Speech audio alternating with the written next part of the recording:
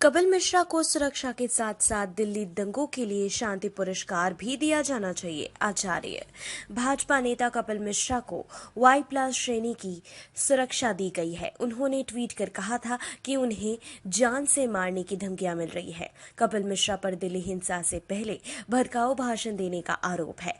इस पर आध्यात्मिक गुरु एवं कांग्रेस नेता आचार्य प्रमोद कृष्णम ने ट्विटर पर लिखा, कपिल मिश्रा को सुरक्षा के साथ साथ दिल्ली के दंगों के लिए शांति पुरस्कार भी प्रदान किया जाना चाहिए। @PMO India, @HMO India। दंगे की आग लगाकर अपनी रोटी कौन सेक रहा है? दलितों पिछड़ों पता करो, आपका आरक्षण कौन छीन रहा है? पिछले 2 महीनों से आप लगातार CAA और NRC की चर्चा में व्यस्त है। उधर संघ आपके उस नींव के पत्थर को तोड़ने में लगा है जिसके आधार पर आप अपने सामाजिक न्याय की लड़ाई को आगे बढ़ाते आए हैं। अगर आरक्षण के बारे में हालिया खबर आपने नहीं पढ़ी है तो आपको एक बार फिर उस और भी अपनी नजर दौड़ाने की जरूरत है।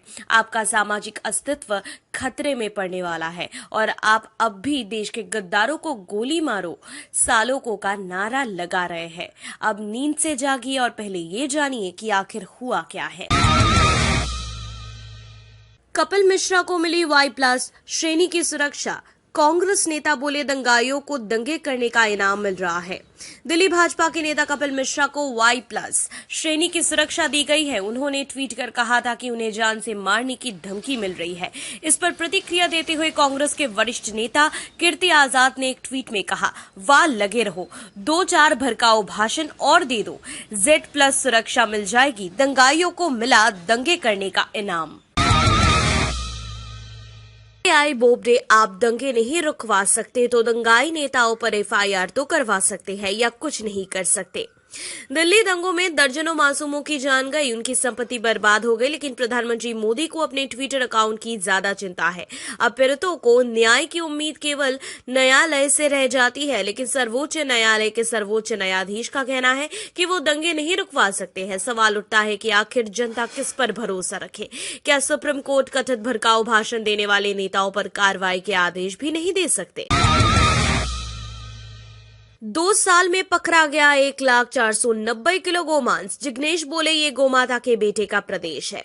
बीजेपी सरकार अपने गुजरात मॉडल की तारीफ करते कभी नहीं थकते हैं। गुजरात देश के उन राज्य में से है जहां गो हत्या पर बैन लगा हुआ है, लेकिन गुजरात के तत्कालीन मुख्यमंत्री विजय रूपानी ने विधानसभा में ये जानकारी दी है कि पिछले 2 सालों में 1,490 किलोग्राम गोमांस जब्त किया गया है।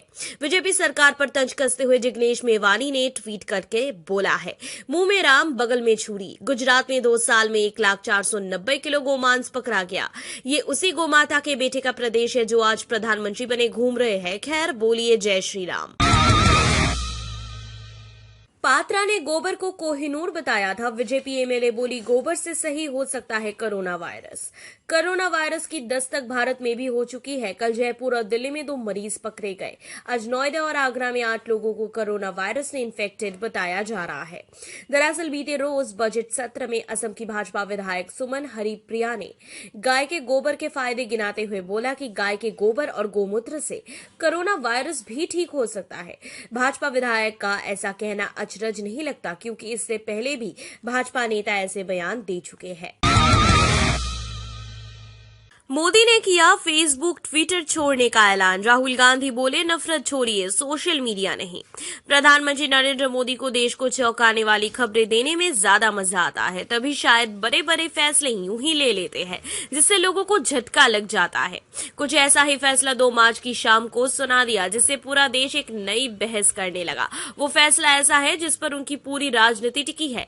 जिस सोशल मीडिया का इस्तेमाल करके नरेंद्र मोदी गुजरात के मुख्यमंत्री से प्रधानमंत्री बने, उस सोशल मीडिया को प्रधानमंत्री ने अलविदा कहने का ऐलान कर दिया है। कांग्रेस के पूर्व अध्यक्ष राहुल गांधी ने नरेंद्र मोदी के इस ट्वीट पर सलाह देते हुए लिखा है, नफरत छोड़िए, सोशल मीडिया का अकाउंट नहीं। आप इधर हिंदू मुस्लिम में उलझे रहिए, उधर मोदी ने अडानी को 1000 करोड़ का बंगला और 400 करोड़ में दे दिया है। इधर आप दिल्ली में हुई सांप्रदायिक हिंसा में उलझे रहे और उधर मोदी सरकार ने अडानी अंबानी को करोड़ों के भाव में बड़ी संपत्तियां और कंपनियों को देने दिलाने की तैयारियां पूरी कर ली है। कल खबर आई है कि आलोक इंडस्ट्री को मुकेश अंबानी की रिलायंस इंडस्ट्री ने JM financial asset reconstruction company limited के साथ मिलकर खरीद लिया। सबसे अधिक हैरत की बात तो यह है कि आलोक इंडस्ट्रीज पर बैंकों का कुल 30,000 करोड़ रुपए बकाया था, लेकिन रिलायंस को सामने देखकर एनसीएलटी की अहमदाबाद पीठ ने मार्च 2019 में रिलायंस जेएम फाइनेंशियल एआरसी के मात्र 5,050 करोड़ रुपए की अकेली बोली को मंजूर दे दी। देवकीनंदन ने दलित महिला से की छेड़छाड़, मंडल बोले ऐसे बाबा बीजेपी नेताओं के साथ ही क्यों होते हैं। ब्रज के कथावाचक देवकीनंदन ठाकुर के खिलाफ छेड़छाड़ का केस दर्ज किया गया है। अनुसूचित जनजाति की एक महिला ने आरोप लगाया है कि देवकीनंदन ठाकुर ने उसके घर में घुसकर मारपीट और छेड़छाड़ की। वहीं इस मामले पर वरिष्ठ पत्रकार दिलीप मंडल ने बीजेपी पर हमला बोलते हुए बोला कि आज तक ऐसा कोई बाबा आया है जो गलत कारणों से खबरों में आया हो और बीजेपी नेताओं के साथ उसकी तस्वीर ना हो। ये तस्वीर नरेंद्र मोदी जी के ऑफिशियल फेसबुक पेज से है। देवकीनंदन घर पर SC/ST एक्ट के तहत मुकदमा हो गया है। देवकीनंदन ठाकुर पर दलित महिला से छेड़खानी का आरोप, पीड़िता बोली घर में घुसकर की मारपीट। ब्रज के कथावाचक देवकीनंदन ठाकुर के खिलाफ छेड़छाड़ का केस दर्ज किया गया है। अनुसूचित जनजाति की एक महिला ने आरोप लगाया है कि देवकीनंदन ठाकुर ने उसके घर में घुसकर मारपीट और छेड़छाड़ की। शिकायत सुनने के बाद मथुरा के हाईवे थाने पुलिस ने छेड़छाड़ का केस दर्ज किया है।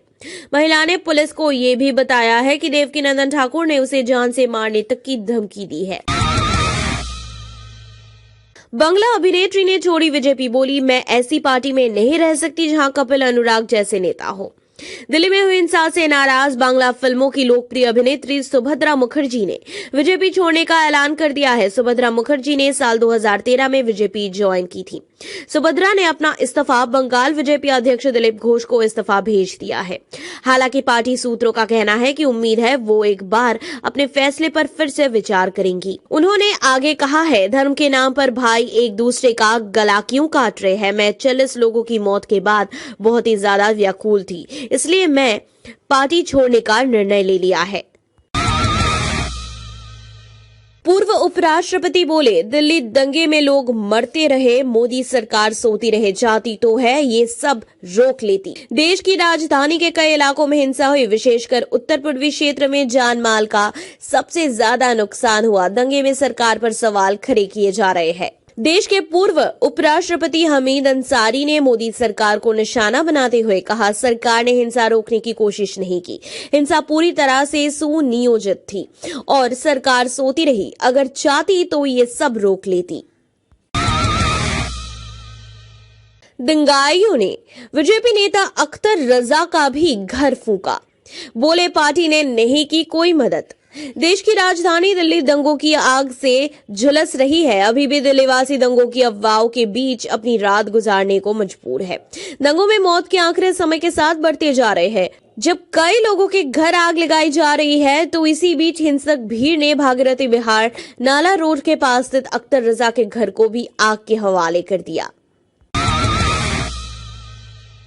दिल्ली दंगों के लिए मोदी शाह जिम्मेदार, जब वो चुनाव नहीं जीत सके तो उन्होंने दिल्ली में आग लगा दी, शरद पवार। दिल्ली में हुए पिछले दिनों हिंसा में अब तक 46 से ज्यादा लोगों की जान चली गई है। देश की राजधानी दिल्ली में हुए इस हिंसा को लेकर अब राष्ट्रवादी कांग्रेस के प्रमुख शरद पवार ने मोदी सरकार पर निशाना साधा है। शरद पवार ने दिल्ली हिंसा के लिए बीजेपी को जिम्मेदार ठहराते हुए कहा, जब सरकार दिल्ली में चुनाव नहीं जीत सकी तो उसने दिल्ली में हिंसा करवा दी। शाहजी, दिल्ली की तरह बंगाल में भी बीजेपी का सफाया होगा। आप सिर्फ विनाश लाते हैं, विकास नहीं, महुआ मोइत्र। दिल्ली विधानसभा चुनाव में पूरी ताकत झोंकने के बावजूद करारी शिकस्त का सामना करने वाली बीजेपी अब पश्चिम बंगाल में ममता बनर्जी के अभेद किले को भेदने के बड़े बड़े दावे करती नजर आ रही है। अमित शाह के इस बरबोलेपन पर सत्तारूढ़ टीएमसी की सांसद महुआ मोइत्रा ने जोरदार कटाक्ष किया है। उन्होंने ट्विटर के जरिए कहा, अमित शाह ने आज कोलकाता की रैली में कहा कि 2021 में बीजेपी 2/3 बहुमत से पश्चिम बंगाल में आएगी, जिससे विकास आएगा। शाह जी, आपको अंक गणित और भाषा दोनों में सबक सीखने की जरूरत है। सच ये है कि पश्चिम बंगाल विधानसभा में आपके पास 2-3 सीटें हैं, ना कि 2/3। 2021 में दिल्ली की तर्ज पर आपका सफाया होगा। आप सिर्फ विनाश लाए हैं, विकास नहीं। माइंड द न्यूज रूम की report. Thank you for watching our video. अगर आपको हमारी वीडियो पसंद आई हो तो इसे लाइक जरूर करें और हमारे चैनल को सब्सक्राइब करना ना भूलें।